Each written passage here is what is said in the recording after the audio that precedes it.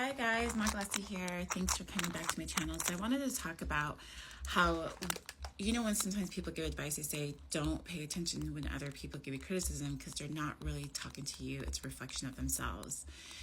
And that was really an interesting statement. And I was like, how could that be? Like, if someone's criticizing me, that is actually an observation they had of me. And they're basically criticizing something about me that they see physically. It's an honest observation. I shouldn't just ignore that. And, naturally you would get offended. I get offended. But when you really think of it, it really does make sense. And it kind of makes you more sympathetic to people when you understand that a lot of their criticism is really just a reflection of themselves.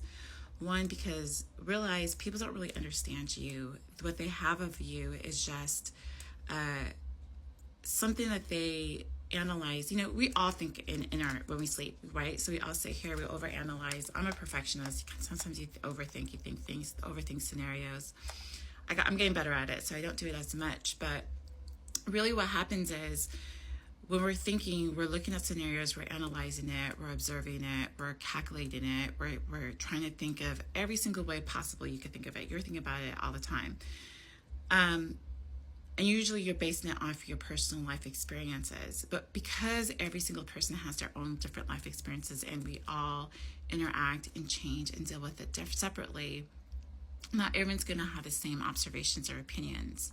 For example, if I was to tell every single person that was listening to me right now to draw a picture of a dog, every single one of you guys would draw a different type of dogs because we're all different. We're all individuals. We all have our life experiences. We all have our own dogs that we can think of, past dogs, maybe our favorite dogs or whatnot. So each person is individual. So we're all not going to have the universal idea of a dog if we visualize it. So when people are speaking to you, they don't really know you. They're just kind of dealing off assumptions based on their personal experiences. An example, let's just say there was a person who almost drowned when they're in their maybe 10 years old because for whatever reason they couldn't swim, they didn't learn how to swim, they went to the ocean and they almost drowned. So this person is now an adult, and me and this person went out to the beach and I went out to the deep. I'm a really good swimmer. I've been swimming my whole life. I'm really, really good. But this person is telling me, don't go in the deep. Oh my gosh, you're going to drown. Don't go out there. Don't go out there. That person's looking out for my safety, but they're looking out for my safety based on the personal experience that they had within their life. That personal experiences, they did not know how to swim. They almost passed away and from a tragic experiences. So now they're going to put that experiences to my situation because they can only give me advice based on their own personal experience. So they don't know how to swim, so they can assume that I don't know how to swim, so they're just looking out for my best interest. So is that person wrong? No, the person is just looking out for your best interest based on their own personal experiences. The intentions are good. Maybe they're giving you advice, but their advice is not really in sync with your personal experiences and your validation.